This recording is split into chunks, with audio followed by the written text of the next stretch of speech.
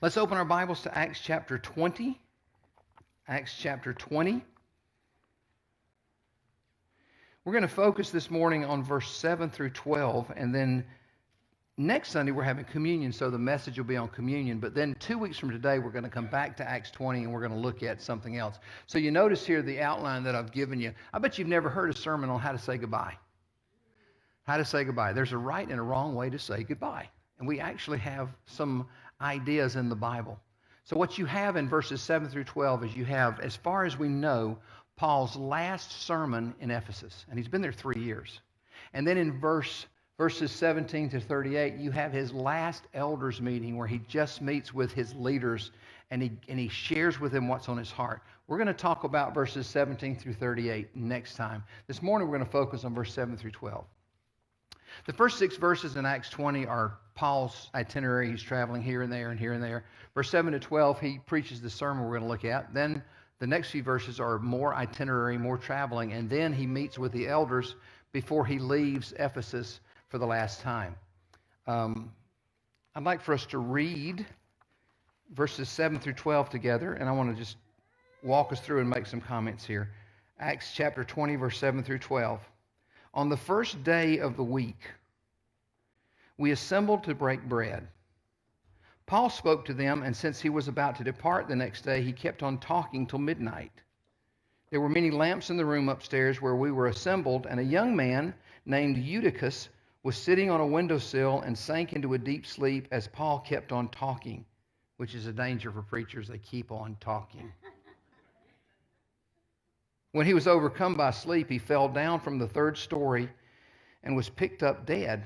But Paul went down, bent over him, embraced him, and said, "Don't be alarmed, because he's alive." After going upstairs, breaking the bread, and eating, Paul talked a long time until dawn. Then he left. They brought the boy home alive, and they were greatly comforted. Now, on a cursory surface reading of this, it just sounds like something that happened when the preacher preached too long. And I know we can preach too long. I have tweaked this sermon because I preached an hour in the first service. I'm not going to do that to you. But do pray for the first service folks, because they're tough. Imagine if I preached 3 hours and then somebody died in the service and we brought them back to life, and then I came back up and preached another 4 or 5. That's like kind of what happened. But this is not really about a long church service. When you read the Bible, whether you read from Genesis to Revelation, wherever you read the Bible, there is one interpretation and many applications. I don't know if you've heard this in Bible study. There's one interpretation. It says what it says. There's the who, what, when, where, why, how. It says what it says. There's one interpretation. But there are a lot of applications you can draw from this. And I believe when you read Paul's last sermon, you read about this last sermon, and then you read about this last meeting, there's a bigger issue at stake here. And I want to tell you what I think it is and why God gives us these 2 stories, the last service, the last meeting. I've been in full-time ministry, for 41 years. 41.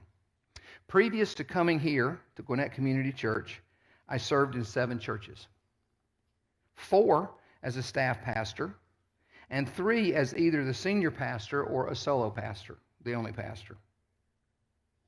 7 times in 41 years I've packed up. 7 times in 41 years I've given a last sermon or led worship one last time and moved on to the next port of call and duty station. Tracy and I, the other day, we were listening to the last service I led worship at Grace Fellowship. I led worship there 12 years. And then I was the associate pastor for 5 years, then I've been here for 12 years. And I found it in my MP3 files and was listening to that last service. Now, I led tens of thousands of songs over there and had a good time doing it. But there's one last service. Does that make sense? There's one last sermon. I remember the first Sunday here 12 years ago. I remember the first sermon was in Nehemiah chapter 1. I remember the first song we sang was, "Great is the Lord, He is holy and just." I remember that. You remember the first things and you remember the last things. 7 times I've had to pack up. And I remember one of those 7 times I couldn't wait to get out of town. So it's not always a bad thing. But the other 6 times, I cried. Because when you give your heart and soul to people and to a place, you kind of get attached.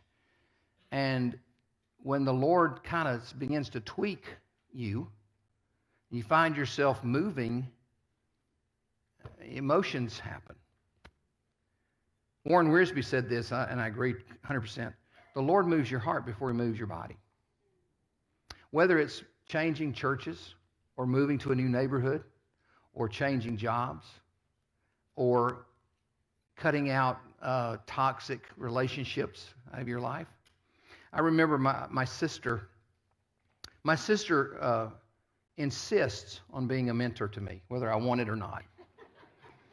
Linda's 8 years older than me and is a dear friend on top of being my sister. And we talk often and a lot. And she tells me what I should do, whether I ask her for that or not. But I remember when Linda was in her early 50s, and I would have been in my early 40s. She said to me one day, she said, I'm not doing this in an ugly way, but I'm just at the stage in my life where I'm kind of cutting out toxicity. Those relationships that, I really don't need this in my life. So it could be that you find yourself feeling, you know what, that guy I went to high school with, we have nothing in common anymore. I'm just, or I don't want to work there anymore. I want to work over here. Or we don't want to live in this neighborhood. We want to live in that community. We don't want our kids in this school district. We want our kids in that school district. And you find yourself moving, and the Lord moves your heart before he moves your body. He sort of stirs the nest and makes you think, you know what? What if we did move? What if we did get out away from Gwinnett County a little bit? Or what if I did change jobs and start my own career out of our house or our garage? Wonder how that would look. And so we start looking at these options, and the Lord begins to stir us. I know the Lord stirred Paul. Now let me say this about Paul. Paul was just a guy. We don't need to worship the people in the Bible like they're bigger than we are. They're not. They're just guys. Esther was just a woman. Paul was just a guy. Ruth was just a woman. Moses was just a guy. But God called them, and God worked through them, and God used them. If the Lord had not recorded Paul's letters and that became half the New Testament, we wouldn't talk about him so much. If Paul wasn't the main character in 2/3 of the book of Acts, we wouldn't talk about him so much. But because he's there so often, we have to be careful not to make more out of Paul than just a sinner saved by grace. Does that make sense? He was just a guy. As far as we know, he was single. He said he was. He didn't have any kids as far as we know. Timothy was the closest thing he had to a son. So his family was his church family. And his MO was the same. He'd go to a town. He'd plant a church. He'd get some people saved, lead some people to Christ. Then he would put those people together in a church, and he would begin to train them, and then he would watch for the cream to rise to the top. Who are going to be the leaders here? And then he begins to pour into those leaders. When he feels comfortable that church can survive, he leaves. With Ephesus, he was there 3 years, which is longer. As far as we know, it's longer than he ever stayed anyplace else. And the longer you stay someplace, the more of your emotions are in that place. If you work someplace for 6 months, it's one thing. If you work there 20 years, it's something else. You got history, right? So Paul had more history with these people than any other place he'd ever been. And God had stirred his heart, and he knew, it's time for me to go. They're ready. I've poured into them all I can pour into them, and it's time for me to go. So I need to pull people together and make the announcement, I'm leaving, which people don't like to hear. But I feel like God's calling me somewhere else to go and do this again and again and again and again. So he has, as far as we know, this is the last recorded church service he had with these people. And then you find in 2 weeks when we come back together into Acts, next Sunday's communion, the next Sunday we'll be back in this, and we'll look at his meeting with the elders and what happened there and why that was so important that he have that meeting with those guys and just those guys and what that means. Paul never stayed any place very long. He said of himself, I'm a planter. I planted, Apollos watered, God gave the increase. He never went any place with the idea that he was going to stay there. He went before he ever saw the welcome to Corinth sign or welcome to Ephesus sign. He said, I'm not staying very long. I'm going to go in here, going to plant a church, and I'm going to spread the gospel to as many people as I can in the time I've got, and then I'm gone. He was a planter. We know he was tough. But in Acts 20, which is one of my favorite chapters in the New Testament, you find that this tough guy shows his tender side. Some people wear their emotions and everything they think on their sleeves all the time. So you know where they are, right? Some people have one gear, and they're just like that. But every once in a while, that person that shows emotion, you go, ooh, wow. This doesn't happen very often. They want to say something. I want to hear it. That's what's going on here. You have this guy who was this methodical, analytical lawyer. He was a Perry Mason brain. He was a genius. All of his letters he wrote were very methodical. And yet, you find in the book of Acts, he preaches from the sun going down till dawn. And when somebody dies in the service and he prays over them and they come back to life, he goes back and preaches until dawn. And then he meets with these elders, and 3 times in the latter part of Acts 20, you read the word tears. Twice Paul talked about tears. I minister to you night and day with tears. Here's a tough guy that is pulling back the curtains of the Superman cape and showing you the tender side. Why is this so important? Is this passage just about a super long church service? No. It's about something deeper. Now look at the passage again.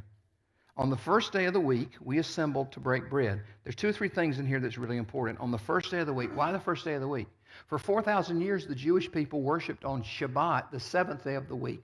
Sabbath, Saturday. But now they're worshiping on the first day of the week. You find that in John 20, twice in John 20. You find it in 1 Corinthians 16, verse 2. You find it here, where they worshiped on the first day of the week.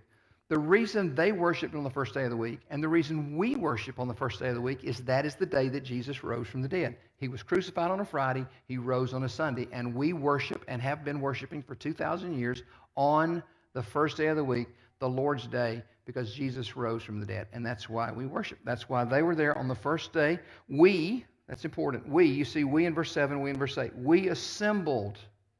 Now 2 things here. Number 1, we. Sometimes, first of all, if you're a Bible student, tell me who wrote the book of Acts. Starts with an L, Luke.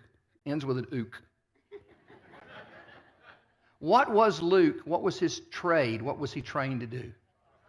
He was a doctor. Okay, interesting. In verse 7, it says we. He wrote it. In verse 8, it says we. He wrote it. Sometimes in the book of Acts, he will say they. But here twice he said we. When you see we in the book of Acts, Luke is specifically saying, I was there. I was in the room when this happened. I saw it. Sometimes he wrote, they went here, they did that, this happened to them. Sometimes it was we and us. Twice he says we. Now when this young man, who it's believed he was somewhere between the ages of 8 and 14, the terminology of young man in verse 9 and boy in verse 12, the terms used there tell us that he was 9 to 12, 9 to 13, sort of that still a little boy, but you start to see a man coming out of this little guy, and that was his age. And he fell out of a window, and he died. Luke saw it. But what does it say here? Verse 10, Paul went down, bent over him, embraced him, and said, don't be alarmed because he's alive. Why didn't Luke go down there? How many medical people have we known? How many medical people do we have in this church that if something happened, I've seen this happen so many times in church services where somebody will pass out or somebody will have some like serious thing. All of a sudden they're in the floor. And what do we say? Is there a doctor in the house? And medical people go and try to help.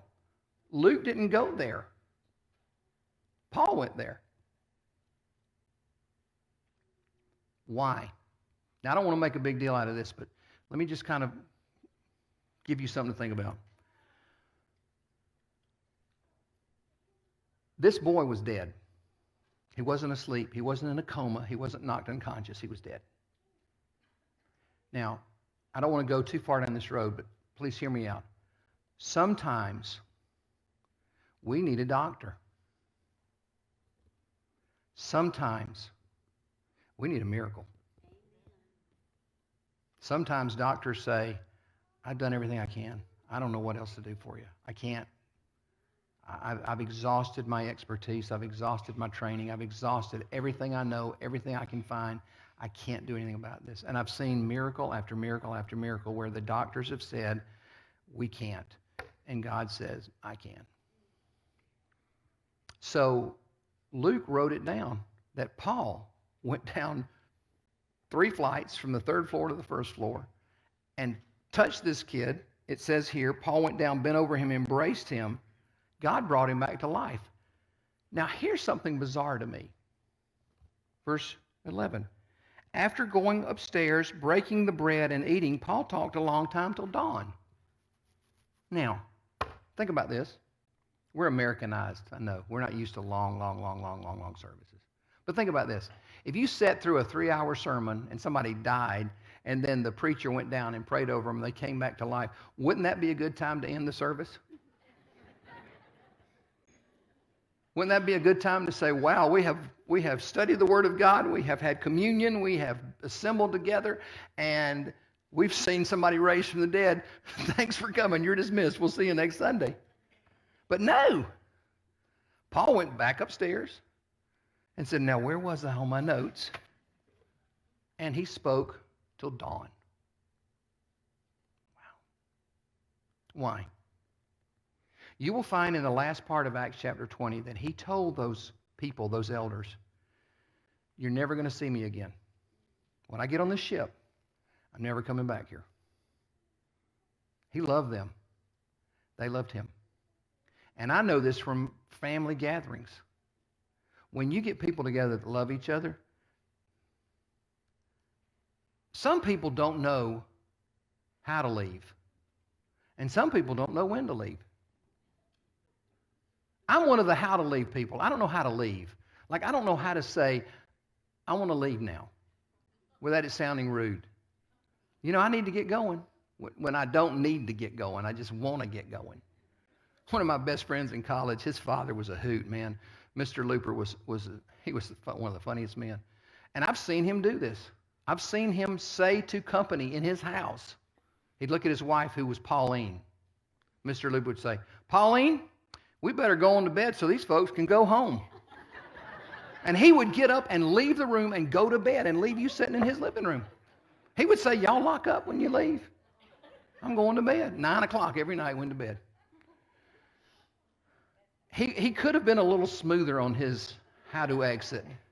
But I struggle with the how to leave. Like, I don't know how to say, you know what, this has been fun, but tomorrow's going to be an early rise for me, and hey, we've had a great time, but I need to go.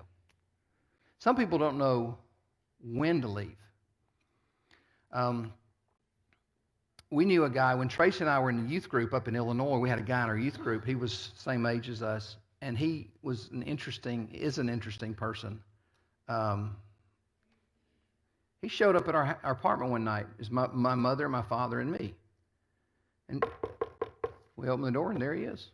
We go, hey. He wasn't invited. Hey, called him by name. How you doing? Good. Awkward. Well, come on in. He came in, sat on the couch for 2 hours. Mother said, well, I need to get supper ready. He goes, okay. Just sat there. So she fixes supper, and three of us are looking at each other like, well, you want to eat with us? Yeah, it'd be great. He ate. He stayed there till midnight. And my parents looked at him and said, hey, we need to go to bed. You need to leave so we can go to bed. And he goes, oh, okay. And he left. We don't know to this day why he came to our house and why he stayed so long and what he didn't talk about anything. Some people don't know when to leave. Some people don't know how to leave. Now, when our families get together, the Baker side and the Ratliff side, the Baker side are crazy. The Ratliff side are crazy on steroids. Now, I mean that in a kind way, but like when we get together, James and Linda and I and our families, like we got together July the 4th. I'm 64, my brother is 75, my sister 73. And we didn't leave her house till almost midnight. And then we had an hour's drive. My brother had a 2 hours drive. And it's like, we are too old to be doing this kind of mess. We should have been in bed like an hour ago. And we're leaving my sister's house. And we laugh and we have a good time.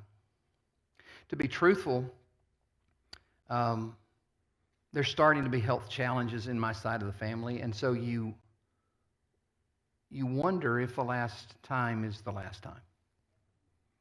So we hang on and we stay and we talk and we stay and we talk, and then we stand by the car and we talk, and then we sit back down and we talk some more, and then we finally all look at each other like, I got to go. And we leave. Now, Tracy's family, they're nuts. These people don't know when to go to bed. I have gone to bed more times than I can count at Mom and Dad's house with Tracy and Teresa and Nikki and Mom and Daniel and Darren and Zach and Nick and Derek and everybody down in the kitchen yucking it up and having a big old time. And I'm like, y'all, I'm out. I cannot keep up with you people. And the last thing I remember before I go to sleep is all of them down there just partying. And it's still that way. It's more complicated now because you have the 3 daughters living in 3 different states.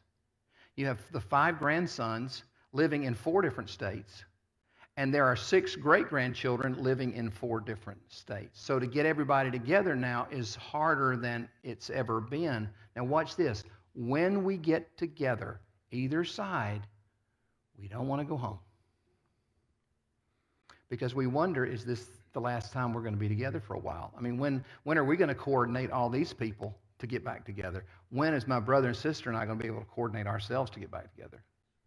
So when we're together, we don't want to leave. The reason this went on for so long is because Paul knew, and I think they knew, this is it. This is it. This is the last time we're going to be together. Unless the Lord does some kind of miracle or he leads me a different way. Paul said to those elders in the latter part of Acts 20, I'm never coming back here. I mean, you will never see me again.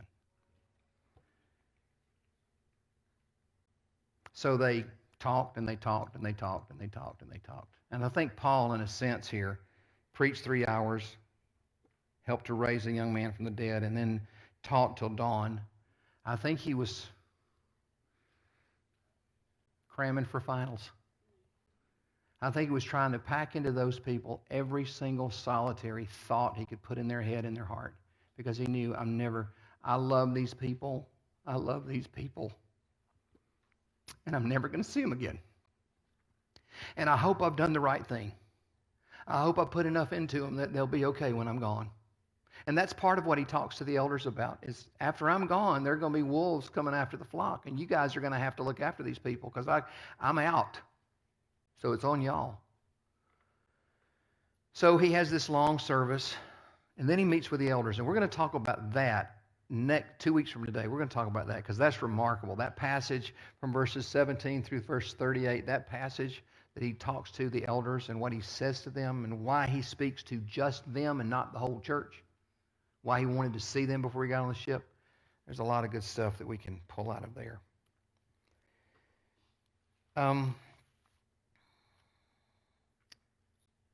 The title is How to Say Goodbye. If you know you're saying goodbye, if you know this is the last conversation, like I'm moving from Atlanta to Utah, and I'm saying goodbye to my coworker that I've enjoyed working with, and I know that we're probably never going to see each other again, so What do I want to say to this guy that I've enjoyed working with, or this gal I've enjoyed working with, or we're moving from this town to another county, another state, and I'm probably not going to see these people again. How do you say goodbye when you know this is goodbye? Let me give you something. Leave the right way. Leave the right way. I have left jobs the right way, and I've left jobs the wrong way. I remember, you're going to be ashamed of me when you hear this.